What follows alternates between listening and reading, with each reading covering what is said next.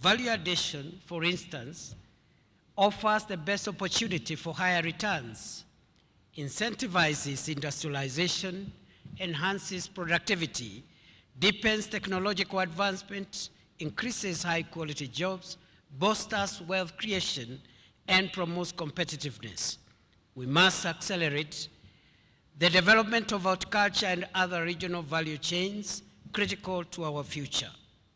The public and private sectors must work hand in hand to create an enabling environment for businesses to thrive, expand, and to innovate. I therefore commend the idea of the Connect platform and propose that this approach be adopted in all other value chains.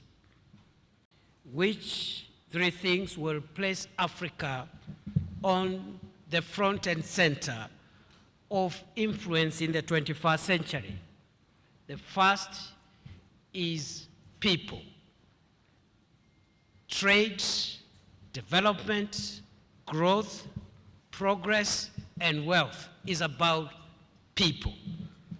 And going forward, the people of Africa, the people of COMESA, must include those among us who have always remained in the periphery. The youth, women, must be integrated in business and wealth creation, trade, development, and the innovations that will create wealth that will define the place of Africa in the 21st century. We must think people, and we must remain people-centric going forward, more than we've done before. The second issue is technology. Technology, especially digital technology, will define the world in the 21st century and will determine who calls the shots. And it is not true that all those who have called the shots in the past will continue calling the shots in the future. Those who will use technology well to find solutions for wealth creation, for progress and development. And I believe Africa is not sitting badly in terms of harnessing technology to define our future. We may not be generating the technology ourselves. In fact, I dare say we don't have to. We only need to harness and make use of it and create wealth for our people in the shortest time possible. Excellencies other than the people and technology.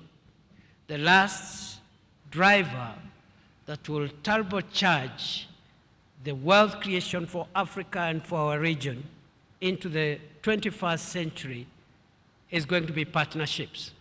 And many speakers have eloquently spoken about the need for partnerships. The president of the bank, our bank, has already told us how partnerships have driven progress and growth for our institution and for our region within the member states. But we must look at bridging the gap between the public sector and the private sector so that we can be able to mobilize adequate resources to take Africa and COMESA forward. And I am not talking about financial resources alone. Financial resources are one, perhaps the most critical component. But then we also need intellectual resources because we need the best ideas that will define our progress going into the future. It is my pleasure to declare the 18th COMESA Business Forum officially open. Thank you. Gathered here today is a rich resource of best practices from peers in the region. As the heads of strategy, I challenge you to lead innovation of tailored tech-driven solutions, and that will benefit those at the bottom of the socioeconomic pyramid in building the necessary backward and forward linkages that will facilitate transformation. You are the engine of Africa's economic transformation, You are the ones who will bridge the gaps, create the jobs, and build the future of Africa. The outcomes of this forum will be presented to the 24th COMESA Heads of State and Government Summit. Ensure that your recommendations are bold, ambitious, and practical, providing a clear roadmap for our leaders to endorse. By leveraging digitalization, the summit is expected to address the issue of integrating agri-tech and digitalization into the agricultural sector. Digitalization is also a key enabler to innovation and competitiveness.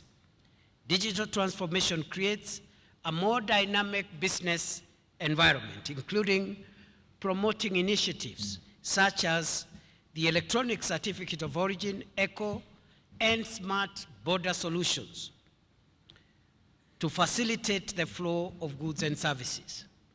Digitalization catalyzes reduction of non-tariff barriers to trade by introducing digital solutions to trade facilitation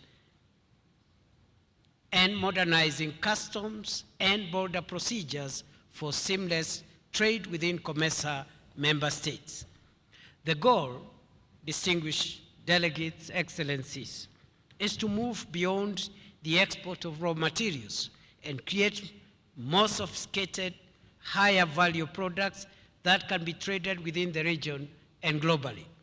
This approach also seeks to create more opportunities for SMEs, businesses, especially those led by women and youth within the agricultural value chains. I am confident that by working together, we shall achieve these aspirations as a bloc and build a more integrated, resilient, prosperous COMESA for our people. I look forward to today's deliberations and welcome what will inevitably be a most successful summit. I also look forward to fostering the implementation of the resolutions of this forum. Kenya holds a significant position in the global horticultural export trade. While significant challenges like competition from other export markets, water scarcity, high cost of air freight, disruption of supply chains resulting from perilous ocean security threats around the Red Sea, the government of Kenya is supporting this sector through value addition, development of infrastructure, and shifting to sea freight to reduce the carbon footprint. Tomorrow, Kenya is assuming the chairmanship of our organization, COMESA. This is not a light responsibility. Kenya will leverage this role to champion a new era of regional integration that uses digitalization to deepen value chains for sustainable and inclusive growth to actualize the theme of this forum. This theme resonates powerfully with Kenya's aspiration for radical national transformation, primarily focused on boosting intra-regional trade and economic integration within COMESA member states. The theme is a direct response to the persistent challenge of low intra-Africa trade, which is at a disappointing 17%.